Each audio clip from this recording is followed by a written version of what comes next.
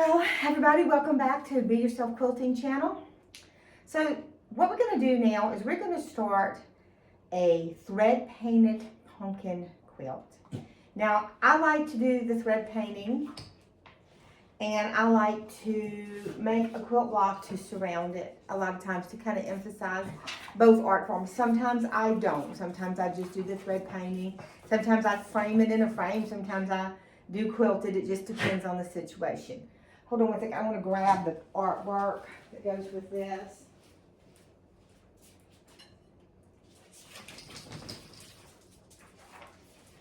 So what I did was I went on Pixabay. Pixabay is free artwork. And I looked up pumpkin illustrations, okay, because I wanted line work, not photographs. And I looked through them, and this is the one I found that I liked. So you can go on Pixabay and look in the illustrations. The first time I looked, it was on the first page. The second time I looked, it was on the third or fourth page. So it could be a little ways back. It may not just be right there on that first page. So this is what's going to go in here as thread paint. This is a piece of fabric here. It is a little bit of well, it's beige with white and gold strap lines. That's that quilter's linen I was telling y'all. Now, she did tell me that day that they weren't making it with the metallic in it anymore. So this specific one, they had a few fat quarters in, but I'm sure they have something quite similar. It just won't have the metallics in it. But that's where I got that. Actually, I got that there. This is the quilter's linen also that I got there. Williams General Store. There it is. Williams General Store. That's where I got this from. I got this there and I got this there. Now, this here, that's why I put it up here because I kind of made it complicated, and yours don't have to be this complicated. Let me just put a pin in this so we can just, there we go. This that I'm using on these corners came from Hunter's Quilt Mart, and I fussy cut those 3.5 inch squares, and I fussy cut seams out of it so that it would kind of somewhat, but it made my life complicated because by using this, it is directional, and by using this block, it made it where I'm going to have to sew each block individually and reset it so that it makes the seam I want. If you don't choose directional, if you just choose another pumpkin print or something like that, then that won't make no difference. You can make every block exactly the same. But because I did what I did, I stuck it up on the design wall. Plus, it gives y'all a better view of what it looks like. Okay, so this is the outer part of the quilt here. Basically, it's just this block. So what we're going to do is we're going to start with sewing one orange to one of these squares. This is a 2 by 5 to a 2 by 2. We're going to do that, well, 12 times. 12 times. So this to this 12 times. Then we're going to sew, this is a 2 by 3.5, also to a 2 by 2. We're going to sew that 12 times, okay? Set those aside. You can stack them up. And the next thing we're going to do is we're going to sew this 2 by 3.5 to this 3.5 by 3.5 square, okay? After we do that, we'll sew this piece that we just made to the top of this, then we'll sew this one, and then we'll sew the piece we made up here to that. That's all there is to constructing this block. It's very simple, straight stitching, no complicated stuff. We're going to make the outer edges first, so I'm going to do all of that. Then I'm going to sew together row 1. I'm going to sew these 2 blocks together. I'm going to sew these 2 blocks together, and then I'm going to sew row 3. I will not sew these parts of row 2 onto this center square. That will be the last thing that we do, okay? This is cut oversized. I cut that at 15 inches. It'll square down to 12.5. I did that because one, even though we won't be doing all our thread painting directly on this, even when we attach it, it could cause it to pull in a little bit. And we want to make sure that we can get a real 12.5 by 12.5. Now you could probably have cut it at 13. I'm just overly cautious. I think because I used to actually do my thread painting on this fabric.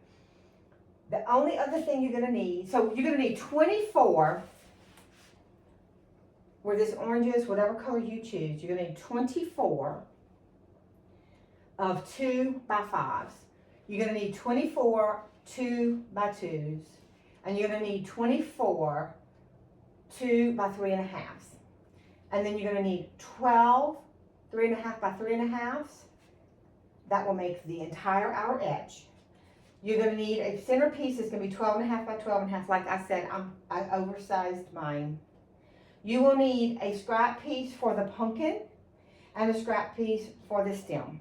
Brown, beige, whatever you want for this, and whatever color pumpkin you want. You may want an orange pumpkin, you may want a kind of tealish pumpkin.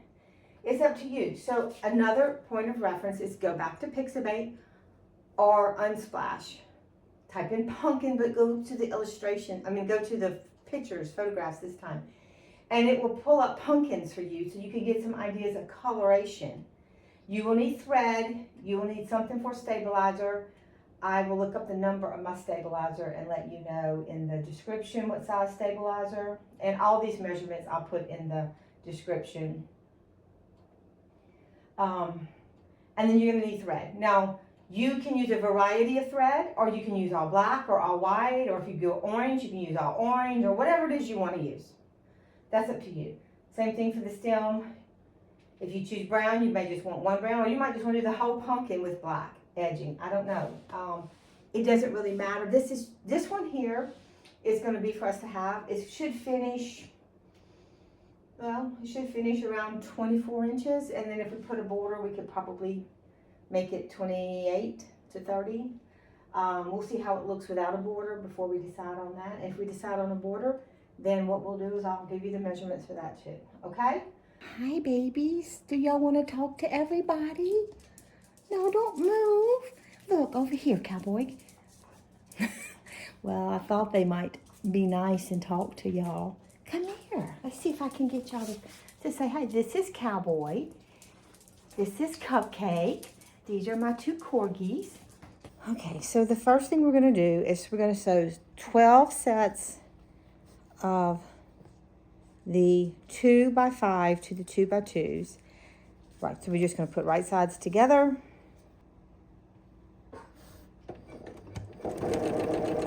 Oops. Well, my needle didn't really help there.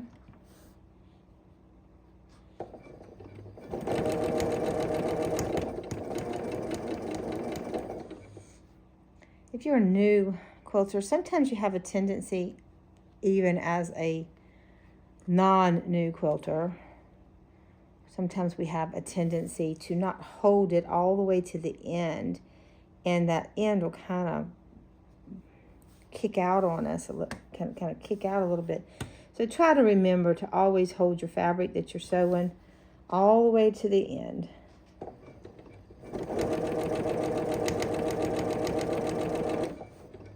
And I just want to show you we're going to do the same exact thing to 12 of the 2 by 2s and 12 of the 2 by 3.5 inch ones. Just 12 of them, okay? Because the other ones need to be sewed on the unit in a different capacity. But this will help us get a little leg work done before it's time to put the whole block together.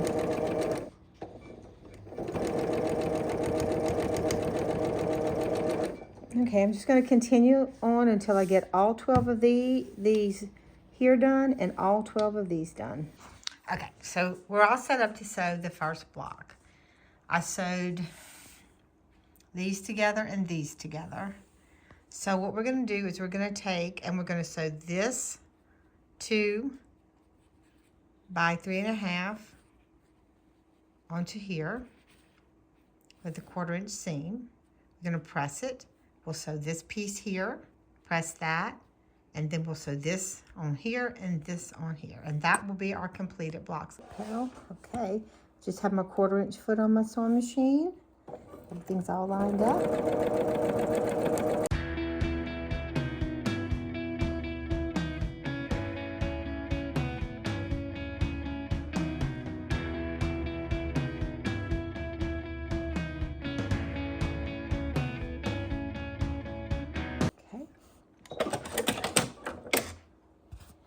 Okay, so we have these three. The next step is to sew these here. Now I press toward the 2 by 3.5 inch strip on both pieces. So therefore, when we go to sew them together, they will nest together.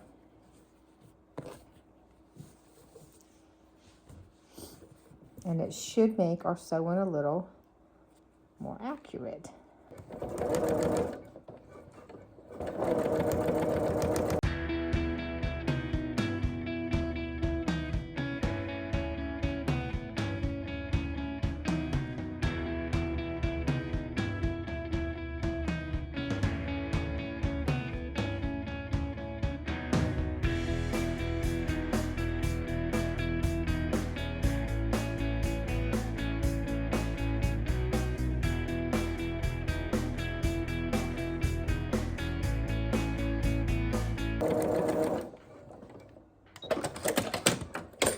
Okay, we have these three together now. The next step will be to put just the plain edge on this side. So we're going to put right sides together, and we will continue on in our sewing.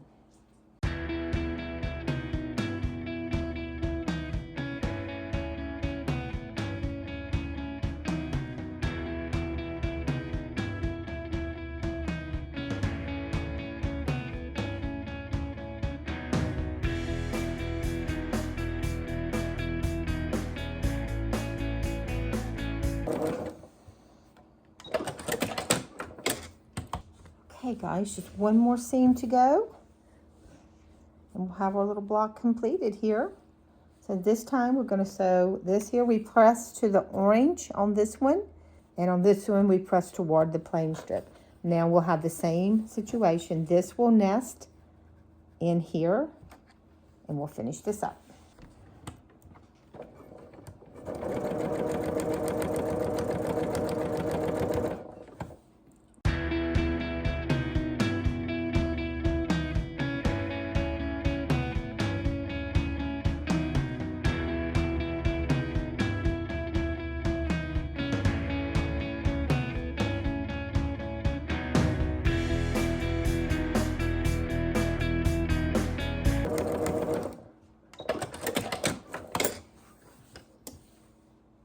Oops, I ran out of bobbin thread. No. It's always the disaster, huh? Not really. Okay, well, I'll finish this one up in a minute, but let me just go ahead and show you these. Let me get one pressed open for you.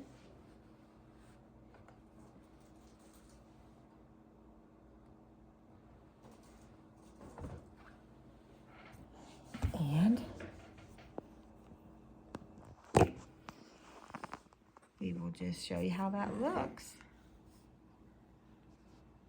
So I'm going to finish all these up, get them up on the design wall, and I'll be back. Okay, so let's get started on the thread painting part. First thing is I went and got the artwork that I had chosen off of Pixabay. I blew it up a little bit bigger than an 8.5 by 11. I don't know how much bigger though. Let's get a ruler and see.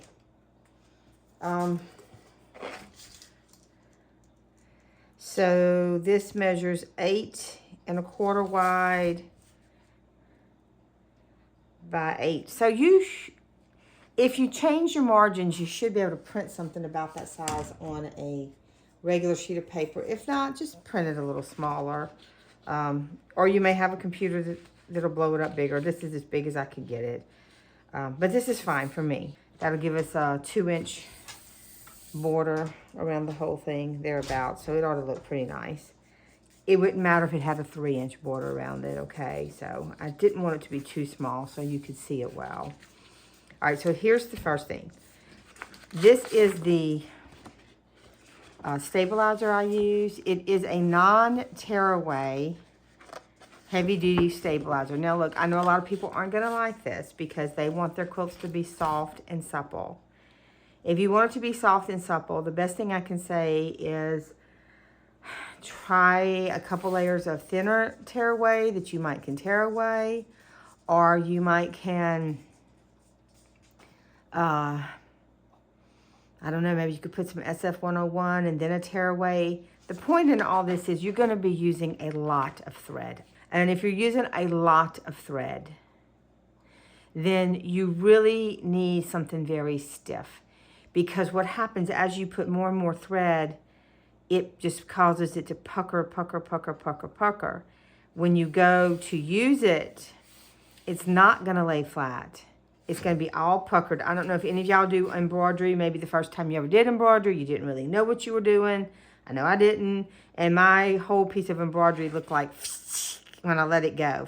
You know, just like that. The embroidery was here and the fabric was just, you know, all around it. You don't want that. You want it to lay flat. This is meant to be a wall hanging, not a body quilt. Anytime I do thread painting, it is not meant for you to wash it all the time. It is meant to hang on a wall and look at it as a piece of art. We're making a piece of art here. Somebody might say, well, what if it gets dirty? Well, if it's hanging on your wall and it gets extremely dirty, the best advice I could do is tell you to dust it, vacuum it, something like that. I would not put it in the wash machine. I do not put it in the wash machine. I do not wash my fabrics. That's my next question. All right, so here's the stabilizer. We're going to set that aside. The next thing we're going to do is we're going to take a piece of fusible. I've had this for years. This is old. It doesn't matter if it's old. It always seems to work. This is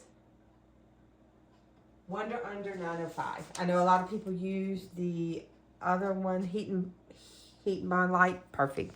So as you can see the pumpkin just fine through your Heat and Bond Light, okay? I mean through your Wonder Under or your fusible web. Let's just call it fusible web because you may not have either one of those. You might have something totally different. Don't use the heavy craft one that feels like rubber. That one's going to be too heavy. Along with this, because we will not be removing this. This will be staying in the quilt. Okay. So, two things here. Now, if you draw it, you're going to be drawing it not to the rough side, but to the smooth side, okay? Not the one that has the Wonder Under on it. It's going to be the one that doesn't. If you do it like this, your pumpkin, when you put it on your fabric, is going to be reversed. So you got two options, or maybe three. You can do it like this and it'll be reversed. You can rerun this through your printer if your printer has a reverse function. Apparently mine does not. Or you can turn this over and draw it from the back side. Now, I don't know if you'll really be able to see that on the camera. I can see it lightly. So I think that's what I'm going to do. You can also use a light box if you have a light box. That makes life a lot easier. I do have one, but I want to show you can do it without one.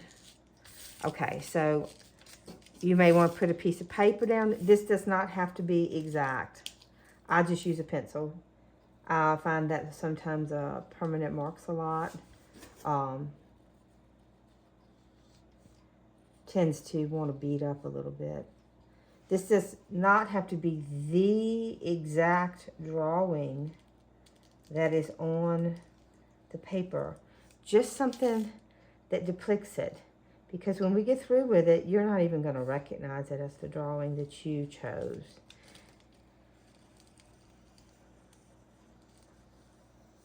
Aim off a little bit there.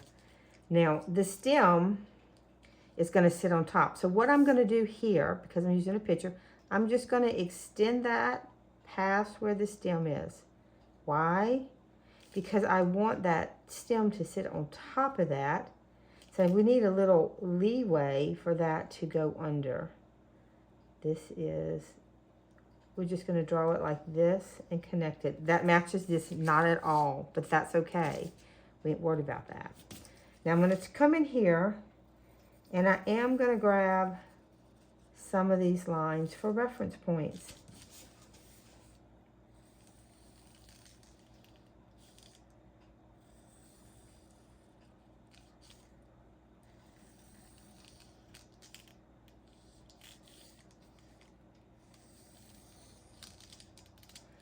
By doing this, you give yourself a little bit of a thread placement idea. Am I going to trace all that? No, but I'm getting the feel. As I draw this, I'm giving myself the feel of how I'm going to run my thread. Okay? This is just about a feel for me to have a little sketch feeling when I sit down to the sewing machine. I will not actually be transferring those lines onto my fabric yet. And when I do put some lines in there, they'll be strictly for reference. So this is my pumpkin, okay? Done with that, that's all I need. Next, I need to get my stem on there. He should fit right there. We'll just put him right, oh, is it right there? I'm kind of chinchy with this stuff, that's why I have it forever. Okay, let's see, will he fit there? He will if I try. Now this stuff is not directional, it's non-woven, so you don't have to worry about a bias or something like that with this. Now this one I'm going to be a little more on the nose about it, but you know what? I see I did that wrong, so I'm just going to scratch off that line.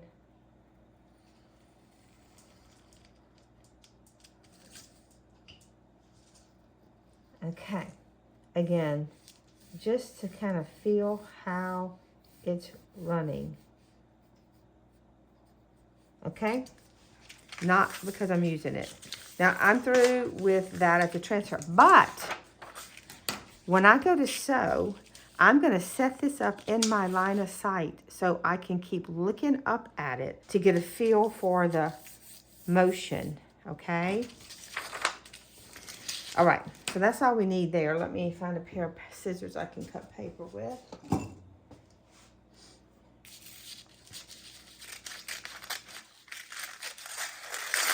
Oops. Just rough cutting, okay, guys? Not doing an exact cut. Do not do an exact cut at this point because you'll just make your life more complicated when you want to cut it out of the fabric. So I went and looked at my fabric. I know y'all heard me say, if you watched any of my videos on the Missouri, all Missouri shop, that I collect a lot of fabrics that look like things because I do art quilts. Well, this is one of those instances, okay? When you look at your fabric in this capacity, you're not looking at it as it is. You're looking at it for what you can make it look like. I don't know if that makes any sense. All right, so here we go. I have this piece here, and this is what I'm going to use for my stem. It looks like bark, okay? It is supposed to look like bark. Now, you may not have this, but maybe you have a brown that has some lines in it or some curves to it. Choose something like that. Okay, so you can see I've already used this for something. It's got a piece whacked out of here. So what I'm going to do is I'm going to audition it. Now, remember, then it's going to be the reverse of whatever you see here. Okay? It's not going to be, because you're going to be ironing on the back side, not the front side. So when I look at this from the back side, I can see that this curves this way. Well, that's not going to look very good because my pumpkin seems to curve the other way. So I'm probably going to skip all the way over here and set it in something like that. I'm just going to kind of rough cut me a piece. And I've got to change this blade out of here. Like that. And this is what I'm going to use for my stem. You may not like the brown. You may want your stem to be more beige. You may, you know, I mean, it's whatever you want it to be, okay? It's not what I want it to be. It's how you see your pumpkin. All right, so it's going to adhere back here, but when I get through, it's going to be this side. We're putting the fusible on the reverse side. So now here comes my dilemma. I have these three that I really like. My pumpkin could be any of those colors. It really wouldn't matter. I think this is pretty. You say, well, it's got a design. Yes, it does, but it doesn't bother me at all that that has a design in it. Because a lot of pumpkins have little bumps. Okay, guys, so I think my video cut off, so I'm going to try to put this together. But anyway, here's the pieces that we was looking at that are in the quilt itself. And like I said, I like this here. But I just don't know if I want that color pumpkin. Now, I thought maybe this, but as I look at it, this is definitely not going to work with all this pink in it. And if these two oranges kind of clash, this is a little bright. The other choice I have is this one. Now, the interesting thing about this one is it is a variety of color. So you can pick and choose where you might like your pumpkin to lay. Just remember that this is going to glue to the back side, not to the front. You're not going to be putting it on like this. You're going to be putting it on this underside here, the reverse side of the fabric. So when you audition your fabric, lay it where you can kind of see it like this, okay? And then you can kind of see through it and tell what might the pumpkin look like. Now, I'd love to be able to say, oh, over here on this edge right here, this would be perfect. And then I don't have to make a hole in it. Now, like I said, my camera had cut off. So I did find the perfect place in this piece of fabric. And I did cut a hole in the middle of my fabric. Hold on, let me find it. Here we go. It was right here. And it's this piece. Okay. So this is the piece that I'm going to use for my pumpkin. Yes, I put a hole in the middle of my fabric. I know. I do that. When you make art quilts, sometimes you just got to put a hole in the middle of your fabric. All right, so anyway, when I put my pumpkin on here, it's going to give a lot of variety to the pumpkin naturally itself without having to add a ton of thread there. So this is going to be for the pumpkin. And this is going to be for the stem, okay? Now, like I said, both pieces, you will be adhering it to the reverse side, okay, of the fabric. And we're going to do that in just a second. So all I'm doing is ironing my pattern to the back side of that. We're going to let it cool because the Wonder Under, it's got to cool pretty good before you can peel it. You can't just put that on there and peel it. When a heat bond light, you can just put it on there and pretty much as soon as you can touch it, you can peel it. But you can't with this stuff. And that's what I pulled. So that's what we're going to use. I'm going to give this a little press so it's kind of flat. I don't want no wrinkles. Okay. Then I'm going to think about it. I know I want the top to be lighter. And I want that variety. I'm going to put it right here, okay? Now, with this, you are not ironing. You are pressing, okay? Ironing, pressing. So now that we have it where we want it, we're just going to cut out the shape on the line or as close to it. I mean, it ain't got to be perfect. Nobody will know. And if you don't tell, I won't tell. Okay, so we're just going to cut this out.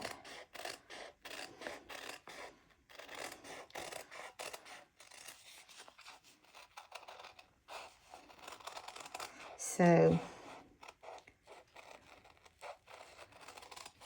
I'm just going to skip across that part where the stem's going to go, because the stem's just going to go right on top of that. There's no sense in worrying about trying to cut in there. That gives you something for the stem to kind of sit on here too, and to be covered up in case it ain't cut exactly right. Okay. All right, so there's our pumpkin. It's going to be a pretty color. I know some of y'all might say, where'd you get that fabric? Oh my gosh, I can't even begin to tell you. I don't have a clue. It's quite a bit of it, so I would think that I bought it somewhere where fabric was not extremely expensive, because I'm not going to pay $15, $16, $17 a yard for fabric and buy 2 or 3 yards of it and not have a plan for it. That's just not my personality. So I would say, I don't know. I don't know if I bought it like somewhere like the Fabric Mart in Springfield, or the Rag Barn down in Alpena, or maybe I've had it for years. I don't know. I usually am very good about being able to say where all my fabrics. Okay, here's the top. So this is going to go right in here like that. Okay, something like that. And that's our pumpkin, and she's ready to be cooled and then affixed to our stabilizer. Okay, so while we're waiting for the fusible to get cool enough to release, I was going to show you thread color. So here's the pumpkin. Now I usually choose a really dark and a really light. Okay, this will be for my highlight. This will be for my I guess my low light, my contrast. These probably will be the last ones I use. Now all these colors here in some way blend with that pumpkin. Will I use all those colors? Probably not. But I pull them because as I'm making, I usually try to go from the dark to the light. I have a little, I don't know if you can see that, you really can't. I have a little, here, scoot that up. Let's see. Okay. As far as the stem, this will be my dark. I probably won't use that black. And this would be my light, and I probably will. I only found 2 colors that I own that blended with this fairly well. So these are the 2 colors for that. And that is all I have, okay? So I take it and I put it on this little stand. Now what I do is as I use it, I'll move it down a row, because that tells me that if maybe I choose this one and I don't actually use this one. So if I want to go back and add a few more highlights before I add the main highlight, I'll know that this is the one I chose. These 2 are very close in color. So I may use this one or this, whichever one. I'll move the one I use down. The one I don't use, I'll leave up. That way, if I want to go back and add some more highlights in this color, I'll have it, okay? So that's just something I do with my thread color. You may not have a tree like this or thread stand. You don't got to go get one. Just stick them next to your sewing machine. If you just wanted to use all black, you could use all black. If you just wanted to use all of a dark orange, just use all of a dark orange. It doesn't matter. It's your art. I've been having this thread. I've been doing this a lot of years, so I have a lot of thread. The next thing we're going to do is we are going to sort of transfer some of these lines onto this pumpkin with a heat erasable pen. So that means we have to wait until we can peel this backing off. We might be able to do it now. Let's see. Okay, that came off. There we go. Okay. Maybe it sat long enough. Good. Now, if you don't want to use this kind of, if you don't want to use this kind of stabilizer, you could just pin it to a piece of paper if you don't like to adhere it. I like to adhere it to this because I like this structure behind it, and I like the structure in my quilt.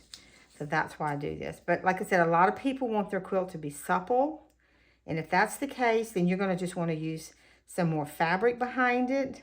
Maybe a fabric-based stabilizer. I don't know if it will pucker. I can't answer that because every time I ever try to use fabric or fabric-based things, it always puckered on me. So what I'm going to do is, I don't know if you're going to be able to see this. Let's see if we can flip it over. Can you see that? I think we can. Let me get these out of the way. What we're going to do is we're going to lay, I don't need a piece that really covers the whole thing, but it did. So here's a piece of that clear Teflon, right? What I'm going to do is I'm going to take this stem and I'm going to place it in position. I'm sorry, y'all. There is a fly flying around here and I can't help it. I try to kill them, but my dogs go crazy. I'm going to place it like that. And I am just going to touch it so it don't move up here. I shouldn't be doing that on my ironing mat. Next, I'm going to take my pumpkin and I am going to lift that end and slide it into place. Okay, like that. Okay. Now, I'm going to have to take this away for just a second. Take it to my ironing board. All I'm doing here really is adhering the stem to the pumpkin. Okay, I wasn't worried about sticking everything else. Some of it's stuff we gotta get it cool. It's too hot to touch.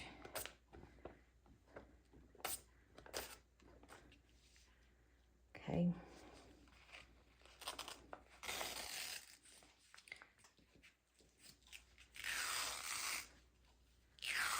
So just like with the little truck, now we got a whole pumpkin here. And there he is. Now I can't really see the lines on the pumpkin just laying it like this. Adhere it to our stabilizer because I like to work with mine as an applique. Same as you'd buy a patch in the store to sew on to something. This is going to be an applique patch. When we get through with it, we're going to cut it out because this isn't cutaway. This is not tear away. This is cutaway stabilizer. We're going to cut it out. Then we're going to reattach it to our quilt centerpiece, which will be this color here. Okay. And then we'll sew it onto that. It is going to be stiff. It's going to be firm. The next step after this is we need to get some of these lines that we see on our pumpkin on top of our pumpkin so that we at least have a feel for the angles of the sewing lines, okay? So what I want to do is I'm going to take this to my light box and I'm going to kill that fly. I had my doors open yesterday because it was so cool here and I guess a fly got in. I'm going to use a heat erasable friction marker. If you do not have one, use what you would normally mark your quilts with when you're going to quilt them, or you need to mark a line on your quilt for some reason. Something that you can get off without submersing this into water, okay? Whether it's a chalk, there's just so many marking tools out there that people use. So I'm not sure which one would be your preference. I guess this orange is a little darker than I thought it was. Go up from here. And we have some that go down like this. It's just for our reference sake. Our next one is way over here. A few from here. We'll have a few here. Now, the truth is I just need the main reference points. Because once we get it over on the other side, we will take it and we'll put this picture up in front of us so we can keep reference it anyway. I just need the curvature line so that I can get a feel for the pumpkin itself and its shape. These will kind of go in two directions, okay, because it's kind of our center point. We'll have a piece every once in a while there. These will kind of go up from here.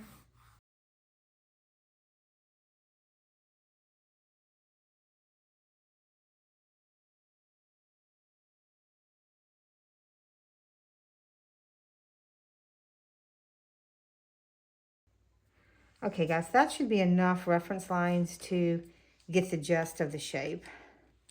Let's look at this. I don't think I'm going to go see through that at all. The first thing we're going to do is the pumpkin. That'll be the first part of the thread paint, and then we'll do the stem. Okay, we're ready to go to the sewing machine.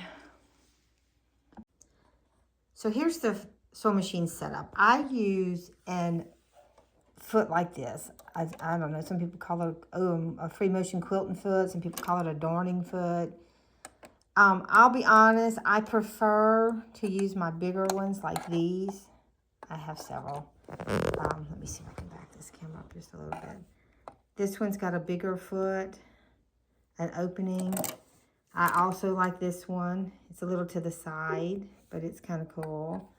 And I also like this one, although it is closed across the front. But if you're using a quilt or, you know, something that's puffy, this one's really great. Here's the thing. I'm going to use this one today because it makes less noise. These are quite loud. I've oiled them. I've done all kinds of things. It doesn't make them stop squeaking. So I don't want all that noise. So that's the first thing I do. Change my foot. Make sure that if you do this, that your bar on your presser foot is on top of your needle tightening bar, okay? Because if not, it's not going to work. And you might jam your sewing machine. Ask me how I know. All right. The next thing I do is I change my needle. I give myself a fresh needle. Now, we're going to be changing threads a lot up top. But in my bobbin, this is where I use up all kind of weird bobbins. Like, say I had something and just have a little green left and a little orange left, a little pink left, whatever. I use up all that thread here now. Because when this is said and done, you will never see those threads.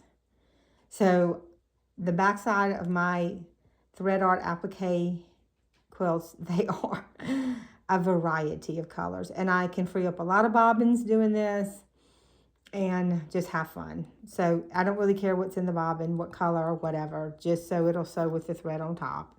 And I've never had a problem with what I use in my bobbins working with what I use on the top. I'm not going to make any adjustments on my tension and all that. I think it'll be fine. The next thing is, most people who use this foot now would drop their feed dogs. If you're used to doing this and you drop your feed dogs,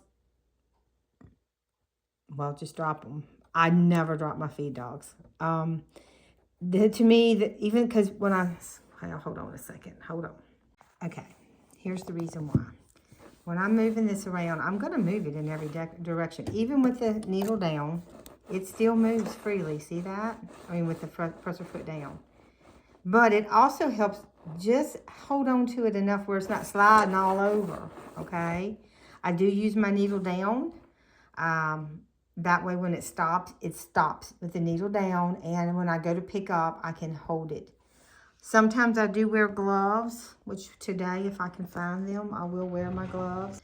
All right, guys, that is basically it. That is all I do. Change my needle, change my foot, leave my feed dogs up, and we are fixing to be ready to go. Okay, guys, so this is just a little insert I'm dropping here. This video is going to end up being a two-parter. After doing all the edits, there was no way I could do the entire thread painting process in 35-40 minutes. And I really don't like videos that are a lot longer than that because I think people have things to do. So here's the thing. I split it at the end of the setting up process. The second part, which will be released next week, will have the actual thread painting and then the completion of the blocks itself. I'm not gonna do the quilting itself on the video, but I will probably show at the end what it's finished and look like. Sorry I couldn't get it all in one. There was just no way to fit it all in because I want you to actually see part of the process. I don't want to just whoosh through it and then you say, well, I don't know what she did. So guys, I thank you for joining me.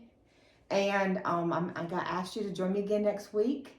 If you have any questions, just send them to me, beyourselfquilting@gmail.com. Post them on my Facebook, Be Yourself Quilting. Put them in the comments below here on the YouTube channel, and I will try to answer them. If this is something you like and you want to see more of it, let me know. We can do other projects like this. We can get into more complicated projects. If not, I get it. Tell me what you like. So anyway, but anybody can do this. That is simply a straight stitch over fabric. So thank y'all for joining me.